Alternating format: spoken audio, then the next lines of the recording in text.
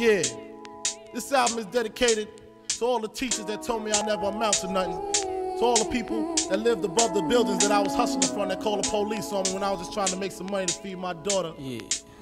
And to all my peoples in the struggle, you know what I'm saying? It's all good, baby. Check it. It was all a dream. I used to read Word Up magazine. Salt and Pepper and Heavy D up in the limousine. Hanging pictures on my wall. Every Saturday, rap attack Mr. Magic Marley Marl.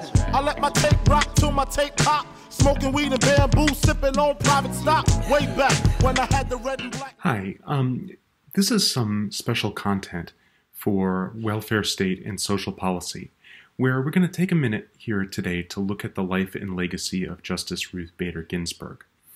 I want to take a moment just to introduce myself. My name is John Halloran. I'm an assistant professor of social work at Lewis University, and I study child welfare systems. I also have kind of a more positive portion of my research program that is dedicated to looking at family rights and sort of family integrity. And that portion of my research program does lean fairly heavily on the work of Justice Ginsburg. This class, Welfare State and Social Policy, is a class that really examines the establishment, the history, and the politics of the U.S. welfare state. And this lecture fits into kind of our overall view of what's going on there, as looking at the ways in which the court system itself shapes American social policy, but also looking at some of the legislative and electoral politics that have to do with the way that Supreme Court justices are appointed. So in today's lecture, I really have two objectives. One is to kind of consider the life and the legacy of Justice Ruth Bader Ginsburg. And the second is to really introduce this process, the Supreme Court nomination process, and really think about how the vacancy of Justice Ginsburg's seat might kind of impact and play out in the context of the 2020 election.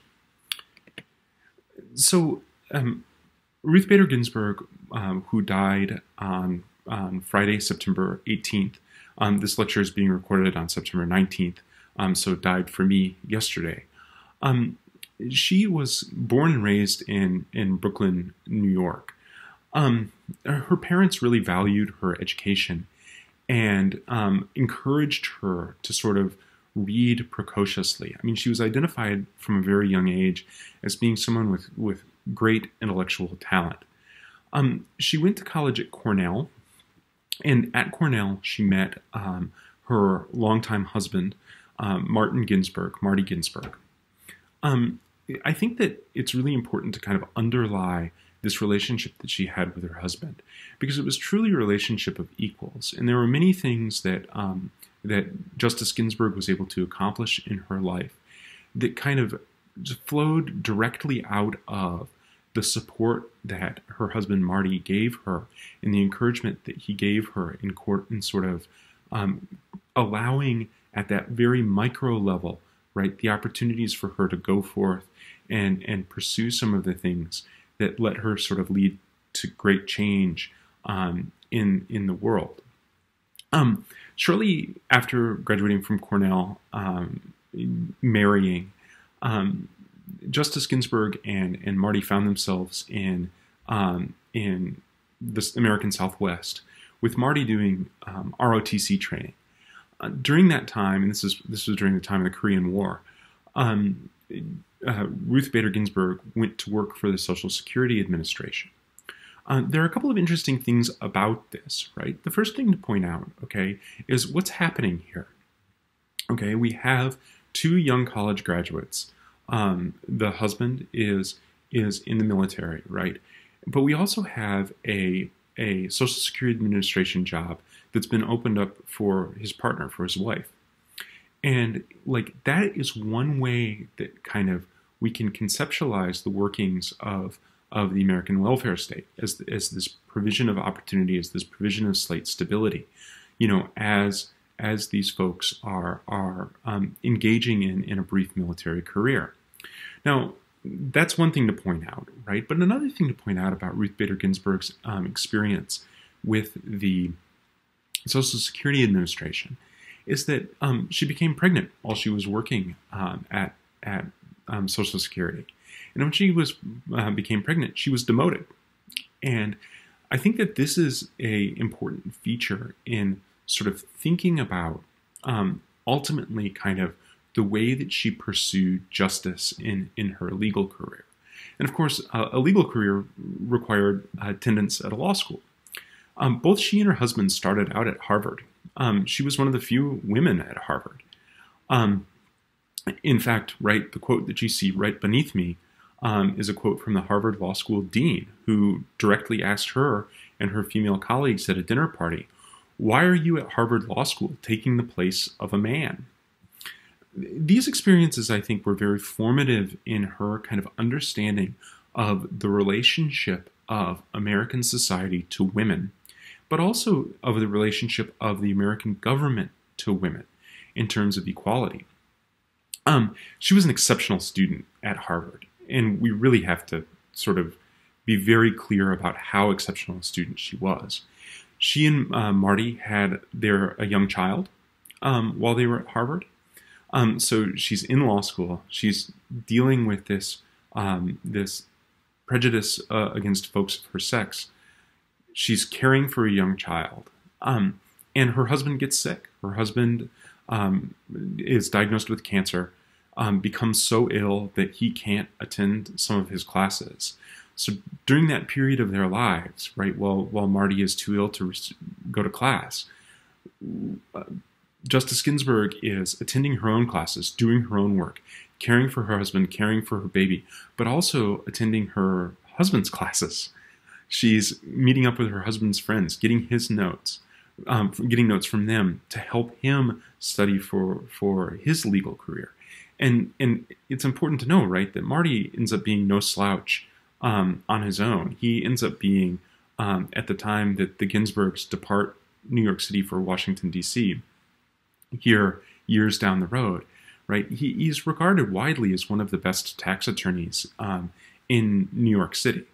So he's no slouch himself. So it's just this incredible dedication and commitment to intellectual pursuits, to supporting her husband, that really kind of typifies her Harvard Law School experience. And in spite of all of the external things that are going on in her life, Ruth Bader Ginsburg is one of the few women who is elected to the Harvard Law Review. Being elected to the Law Review is an incredibly prestigious moment in any sort of legal scholar's careers. It's incredibly selective. It's incredibly competitive. And when you're at a place like Harvard, you don't get to be on the Harvard Law Review unless you're a truly exceptional student, and unless you really have just truly exceptional capabilities. And she was able to sort of be elected to the Law Review. Now, Marty recovers from cancer and ends up getting a job in New York City. Ruth Bader Ginsburg was not done with her education at this time and was forced to transfer from Harvard. And she transferred to Columbia, right, in support of her husband's career, where she finished law school, tied for first in her class at Columbia. She additionally was on the Columbia University Law Review, which is an amazing accomplishment on its own. But again, coupled with the fact that she is tied for first in her class and is elected to both law reviews. That's truly kind of impressive educational pedigree. So Justice Ginsburg leaves law school, graduates from law school, and frankly has trouble getting a job. She is told directly by a Supreme Court justice that he won't hire her because she's a woman. She has a law professor at Columbia who essentially goes to a district court judge in New York, Judge Palmieri, right, and says to that district court judge, "Hey, this is an exceptional student, and I am not going to push people from Columbia to you anymore unless you hire this person." And that's the way that kind of Justice Ginsburg was able to sort of crack into the legal profession. Now, the role of a clerk and the role of clerkships is also kind of important in understanding how people who become elite-level federal judges, right, develop. A clerkship is working for a federal judge, doing research, writing opinions, okay? And it's really kind of the clerk support that judges receive that lets judges do their work. So when you're working as a clerk, you're really an apprentice judge in lots of ways, right? You're getting to understand what and how litigants argue. You're getting to understand how judges think, right? And that's kind of the work of a clerk. So after she clerked for Judge Palmieri for a couple of years, she went on to work for Columbia Law School, and then get a professorship at Rutgers Law School. Then she went to go work for the Women's Rights Project at the American Civil Liberties Union. Her work at the ACLU was incredibly important. She was one of the founders of the Women's Rights Project, and really kind of one of the driving forces to drive the litigation program at the ACLU. So what we're talking about here, time-wise, is we're talking about the 1970s. There were several really significant cases that Justice Ginsburg was a part of during this time. I mean, there are many more that can be done justice to in this sort of short lecture, but I want to highlight two. One is the Frontiero case, and what this case was about was a woman who was serving in the armed forces, okay, who looked around at her peers serving in the armed forces and saw that they were receiving housing allowances. So the men were receiving housing allowances, but the women were not. So she assumed that this was a mistake, went to her commanding officer, and essentially received the response that you might guess, which are, well, of course men receive housing allowances because men need to support their households. You, on the other hand, are lucky that we are even letting you into the armed forces, and we don't have kind of the same expectations of you supporting a household, so of course you don't receive a housing allowance. Ginsburg along with the ACLU, took this case up to the Supreme Court, where they were able to get a ruling that said that, look, you can't discriminate on the basis of sex. If you are offering these housing allowance, they must be offered equally. Another major case that Ginsburg was involved with during this time was the Weinberger case.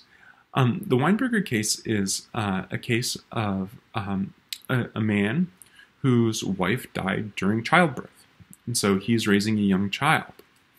At that time, there were Social Security benefits that were available to survivors, right?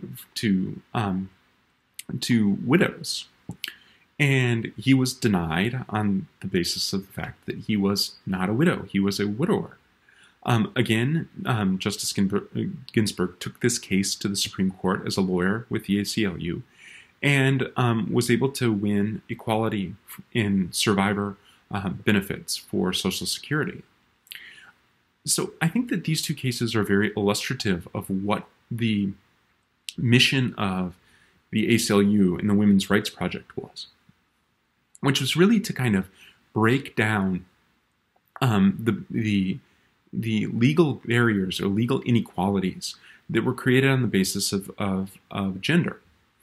Former Justice Scalia, in fact, with whom Justice Ginsburg was truly great friends, in spite of the fact that they were on very different sides of the ideological spectrum in the court, and likely on the political spectrum broadly. So Scalia thought very highly of her legal advocacy career, and in fact said this about her: "She became the leading and very successful litigator on behalf of women's rights, the Thurgood Marshall of that cause, so to speak." Now, of course, Thurgood Marshall was a NAACP lawyer who was instrumental in breaking down legal barriers to racial equality in the 1950s and 1960s, ultimately as a Supreme Court justice himself, which is just an incredibly high compliment to the influence of Ginsburg's legal advocacy.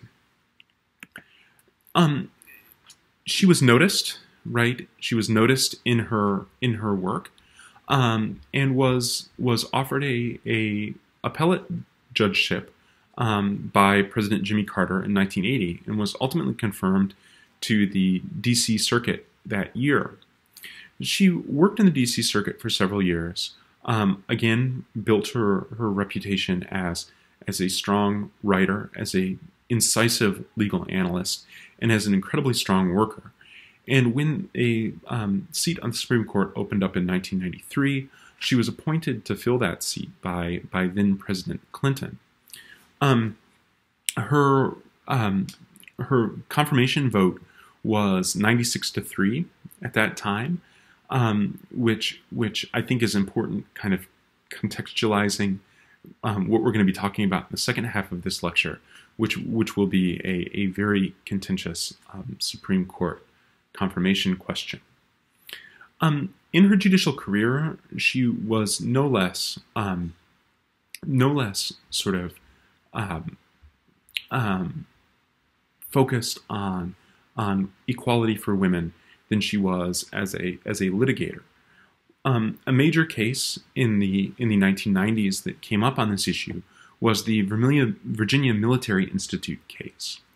VMI is a school in Virginia that's publicly funded that at that time didn't admit women. It was only for men. Because it was a state-funded school, okay, there were some women who were seeking admission. Justice Ginsburg was one of the justices that struck down the ability of VMI to only admit women, and said, if women can meet the qualifications of the school, including the physical qualifications of the school, then there needs to be exceedingly persuasive justification for some sort of difference based on sex. Additionally, right, Justice Ginsburg focused on pay discrimination. She was known for her fiery dissents, but really those came kind of in the 2000s. And she was pushed that way because the composition of this court changed during the Bush administration. During the Bush administration, there were two justices that were appointed, Justice Roberts and then Justice Alito, which kind of changed the composition of the Supreme Court away from being a liberal-leaning, a left-leaning Supreme Court into being a significantly more right-leaning Supreme Court. When that happened, right, Ginsburg, who had always been sort of in the moderate area of the Supreme Court, right, moved left in an attempt to counterbalance the new justices who sort of appeared on the right. And this really has led her to a reputation as kind of one of the great dissenters, a fiery dissenter, one of the great dissenters in Supreme Court history. A legacy here in this part, right, is thinking about pay discrimination. There was a case, Ledbetter versus Goodyear, that was looking at differences in pay. And the Supreme Court refused to kind of let Lilly Ledbetter get relief for procedural reasons. And Justice Ginsburg drafted one of her fiery dissents at that time in that case, where she called on Congress to fix the law. And Congress did, in fact, fix the law. They fixed the law in 2008. The first bill that was signed into law by President Obama was the Lilly Ledbetter Fair Pay Act, of course, owing to the experience of Lilly Ledbetter, but really with the kind of cajoling of Justice Ginsburg in that opinion to correct the statutory problems that led to that law.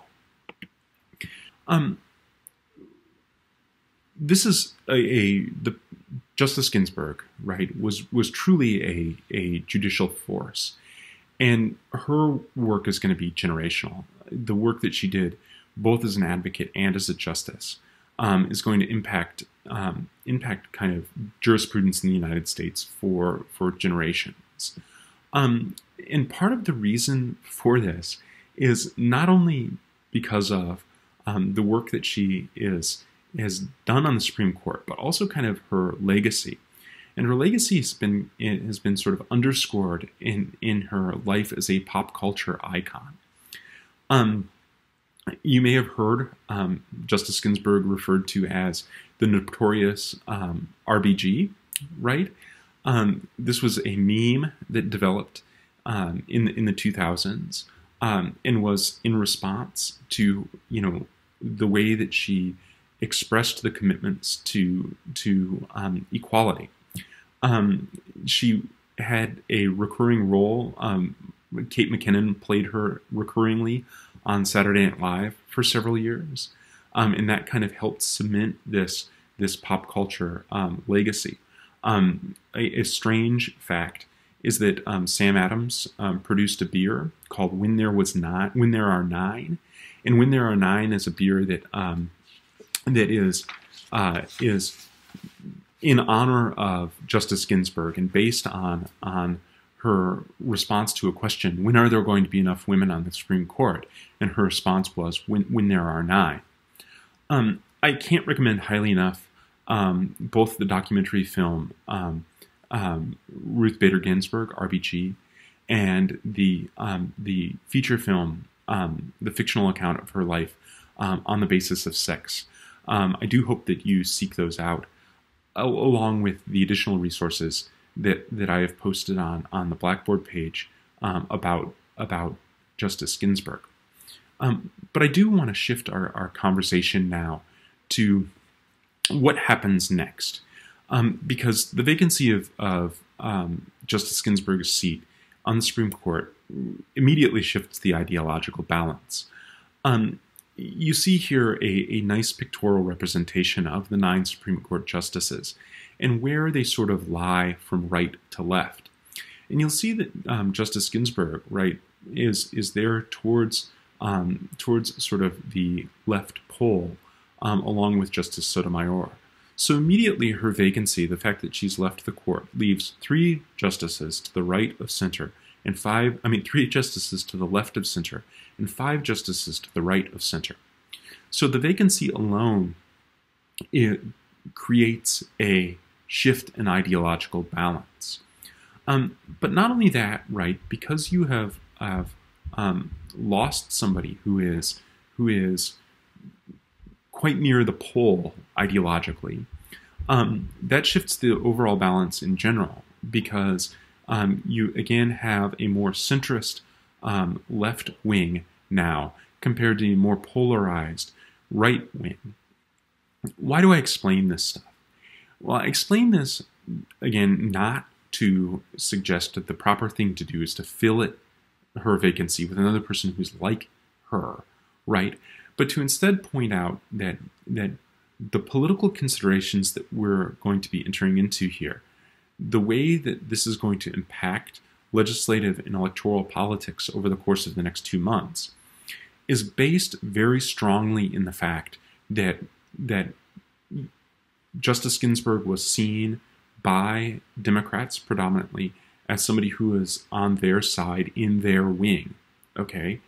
And that seat is a seat that folks who hold those political persuasions might be very invested, or certainly are very invested in protecting, okay? On the other hand, this is a seat that folks on the Republican side see as not theirs. It wasn't theirs before. And we have an opportunity now, right, Republicans think, that we have an opportunity now to fill that seat with somebody whose ideology more closely conforms to the ideology that we hold, right? So that's really the context for this fight. Now, how does this happen? Well, we have a confirmation process. The confirmation process for the Supreme Court is started by the president, who makes a nomination to the court, right? President Trump has already nominated and confirmed 2 Supreme Court justices, Justice Kavanaugh and Justice Gorsuch, right? And it's a big deal in the course of a presidential term to be able to confirm justices. There's a lot of pressure that's placed on these choices because these appointments are lifetime appointments. You hold them until you retire or as Justice Ginsburg did, die. So there's a lot of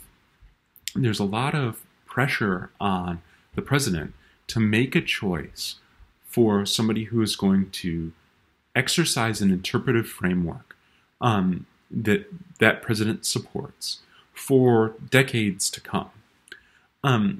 Supreme Court justices tend to be picked with longevity in mind. Younger justices are better, but of course what you want is you want somebody who's experienced enough and settled enough in their interpretive ways, in their understanding, in their politics, in their judicial politics, that you can kind of make some predictions about what their future rulings are going to look like.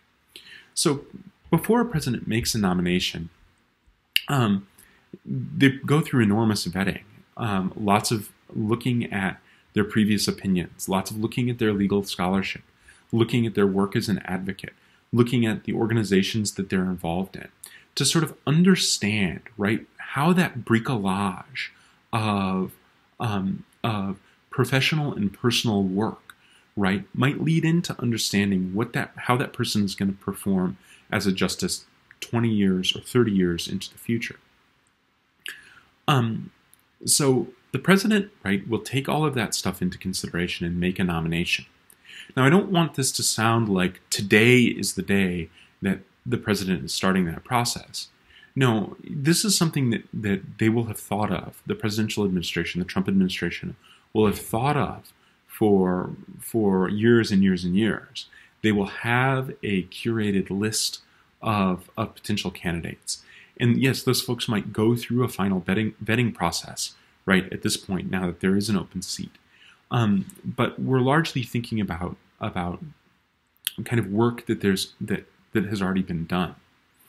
At this point, I think that it would be unfair to not name names. But a very influential person in the selection of judges and justices in the Trump administration is a man called Leonard Leo, right? And Leonard Leo is associated with a group called the Federalist Society. The Federalist Society is an organization that's dedicated to a very particular kind of legal interpretation. It's called originalism or textualism. Now, originalist justices, as the Federalist Society would pitch it, are folks who look to the founders and look to when the Constitution was drafted to attempt to kind of come up with an interpretation in an analytical form, right, that will let them answer questions that are presented today. In the view of that society, right, in the view of this sort of school of judicial interpretation, right, all interpretation starts with the drafting of the Constitution. There are other kinds of interpretive modes of constitutional interpretation, but the originalist mode tends to be very conservative. It tends to be very focused on the limitation of federal power compared to state power and individual power. And so, again, right, we have an open seat of somebody who was not in that kind of interpretive mode, with a president, with an executive who is predisposed to filling judgeships and justiceships with folks who sort of are in that judicial mode, interpretive mode. And I think that that's important to highlight because that does sort of underscore some of the tensions that we'll see in this fight. After the president makes his nomination, the nomination goes to the Senate. The Constitution requires advice and consent of the Senate with Supreme Court nominations. It's right there in the text. Please look at it. And the Senate will perform the function of advice and consent, first in the Judiciary Committee and then in the full Senate.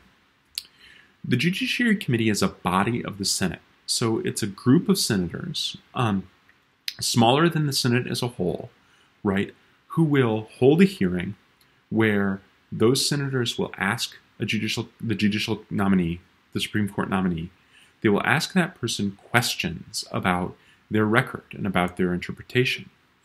Now, one interesting thing about Justice Ginsburg is that during her confirmation process, Justice Ginsburg sort of helped establish a standard of nominees being fairly cautious about speaking on rulings that they might make or ways that they might consider cases.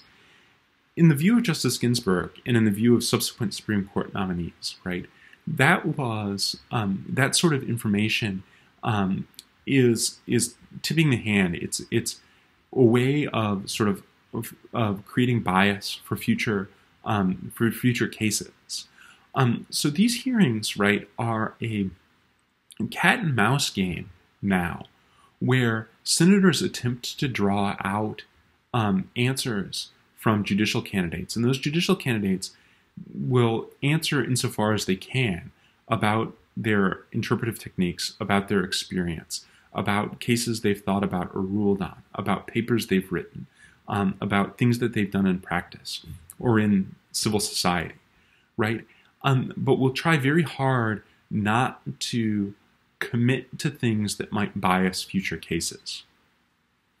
After those hearings take place, the judiciary will vote on the nominee, and if they approve the nominee, then they'll send the nominee to the full Senate, at which point the Senate has an opportunity to debate the nomination.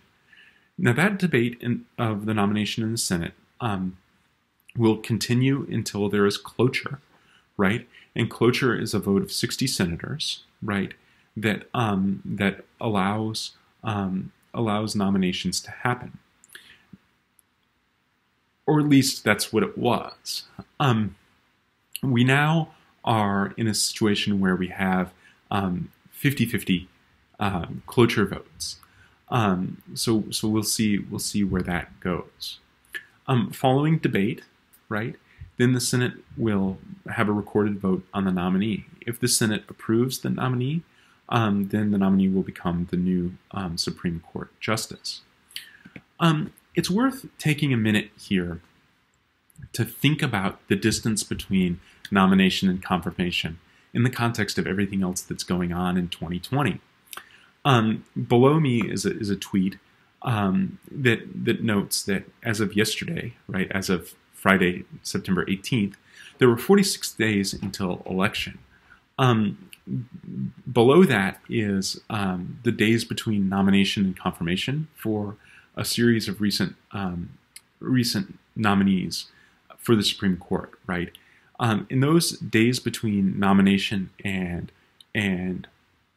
confirmation have ranged between 62 and 99.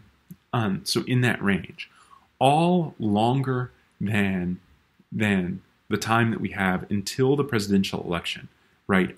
But all shorter than the time that we get a new Congress or that we get a inauguration, a presidential inauguration. Okay, so even if President Trump loses his re-election bid, there is precedent here for a distance between nomination and confirmation that lets President Trump get this done in his time in office. So, again, even if he ultimately loses the election. So in the context of all of this, right, the one thing that we need to be very clear about is this open Supreme Court seat really does change the dynamics in this 2020 election, right? The issue of of who sits on the Supreme Court and who chooses who sits on the Supreme Court is an issue that's very important to voters. So much so that in 2016, there was a historic move by Senate President Mitch McConnell, the senator from Kentucky, to prevent President Obama from nominating and confirming a Supreme Court justice in the final year of his presidency. That the nominee, President Obama's nominee, was a man named Merrick Garland. He was nominated in March, and Senator McConnell simply never gave him a hearing in the Senate.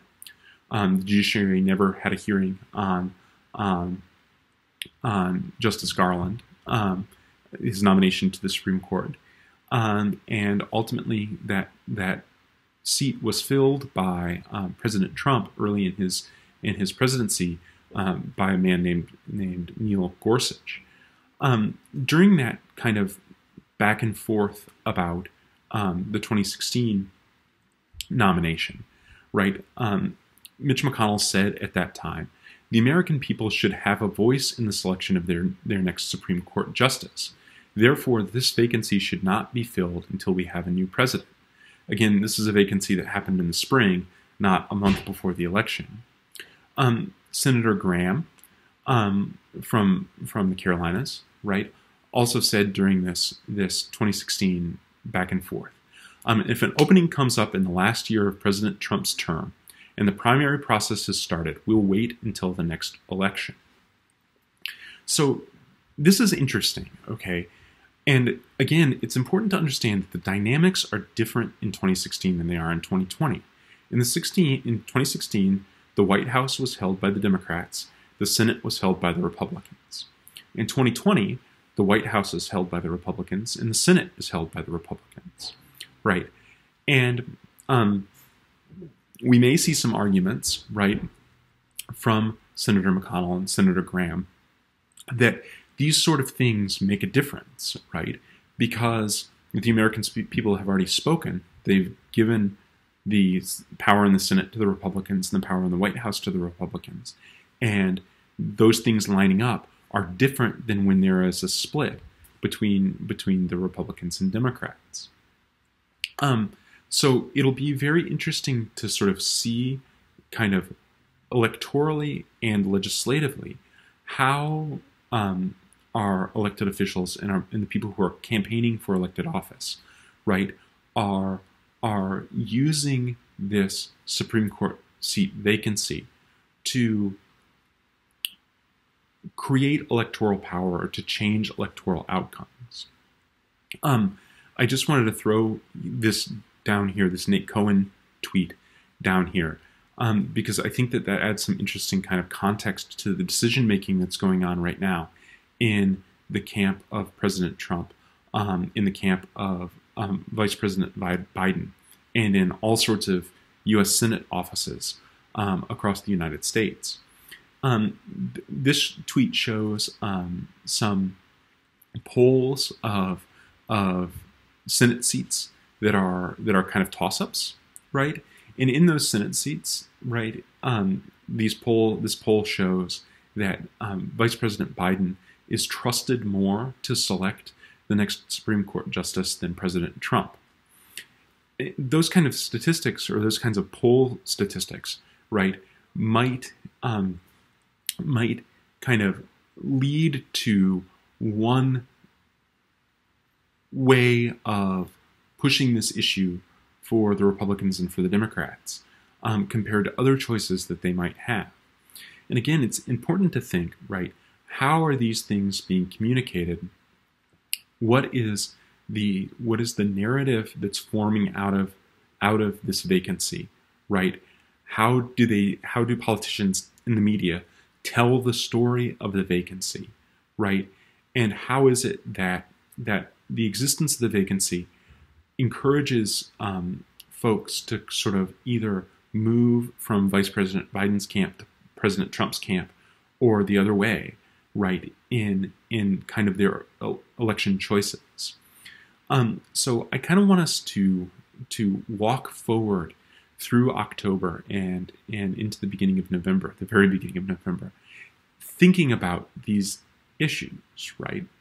Because what we're seeing play out, right, although not directly related to social policy, the social policy content in this class, okay, it's distally related because the person who fills the Supreme Court seat, right, is somebody who's going to have a lot of voice on in how social policy programs carry forward.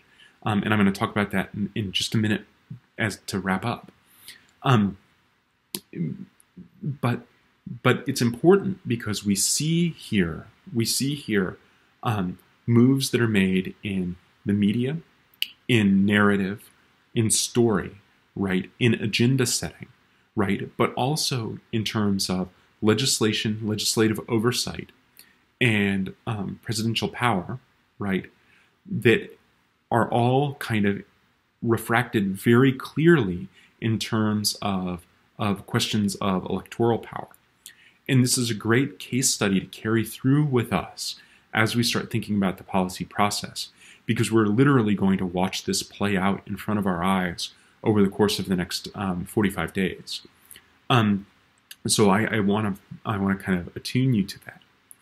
And to wrap up, right, I want to bring up a phrase that you might be hearing in this discourse, in this agenda setting, and kind of give you a little context for where that phrase comes from. And the phrase that you may hear is going to be court packing. Okay. Now I said to you, right, that even though this process is not proximally related to the social welfare state that we're talking about, okay, it's distally related. As we think about the New Deal here, several weeks down the road, right, President Roosevelt was confronted by a hostile Supreme Court, a Supreme Court who was not particularly interested in his big government New Deal programs. And President Roosevelt solved that problem in a very straightforward way. He added seats to the Supreme Court. He made a majority. He created a majority in the Supreme Court. Currently, there are 9 justices that are serving in the Supreme Court. There haven't always been. There have been a range of justices in the Supreme Court. And there's no reason that it needs to be necessarily 9. And that's what folks are talking about when they're talking about court packing. The idea behind that discourse is that if President Trump and the Republican Senate act rapidly to replace Justice Ginsburg and to move the ideological center of the court very far to the right, which is what would happen, then a responsive move on behalf of a Democratic president or a Democratic Senate would be to widely expand the number of seats that are available on the Supreme Court to attempt to, shift the ideological balance back towards the left. So again, as we think about these things and as we analyze these things over the next 45 days, right, I want us to consider again, right, that this isn't a one-off game, right? This is a repeat play game. And there are some people who are making moves, right, based on that repeat play game. And, really one of the things to think about there is what are folks using outside of the Supreme Court context itself to ensure that their interests are protected on the court. Another thing to watch for, that may come up in the discourse, is, or on the agenda setting, in the agenda setting conversation, right, is the idea that we have a continuing resolution that's required to fund the government that's expiring before the election day. And if that continuing resolution isn't passed, the government is not funded and must shut down, except for very specific essential functions. And I don't know, but that is a card that you might see House Democrats, and you haven't heard me talk about the House before, because the House is really not involved in this process, but it may be a lever that House Democrats are willing to pull in order to kind of get some concessions from Senate Democrats in the White House in terms of how this Supreme Court seat gets filled.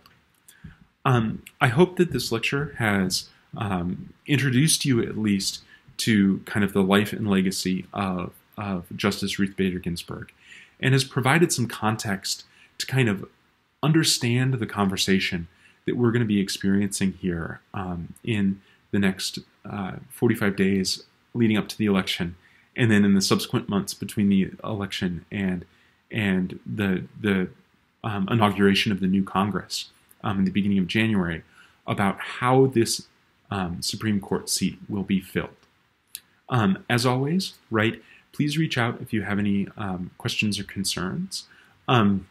There is a discussion board that's been created on this specific topic. I will be there to answer any questions, to respond to any of your thoughts. And I look forward to seeing you on Monday.